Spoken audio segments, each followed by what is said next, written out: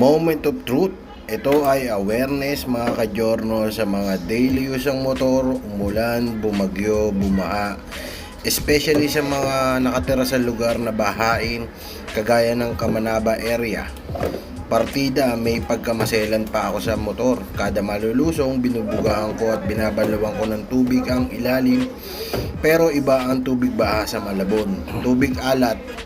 Itong giorno ko ay 3 months na sa akin. Siguro after 2 weeks ng pagkakuha ko is nilagyan ko kaagad siya ng front fender extension. Pero dahil nalulusong nga sa baha is pinapasok at nababasa pa rin ang ilalim.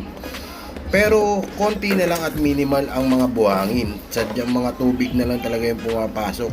Siguro magiging kasama na sa PMS ang pag-check ko ng pang-ilalim. Expected ko na naman ito nakakalawangin dahil nga sa araw-araw, lusong sa baha, tubig alat, ulan.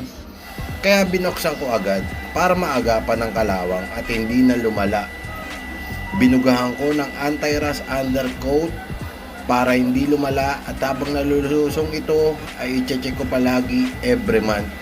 Sa tingin ko kahit may pang-protekto to sa harap ay hindi pa rin ubra kasi nalulusong nga at baka mamahay pa yung tubig sa loob. Pwede yun kahit may pang-protekta ka is regular mo pa rin bubuksan para ma-check.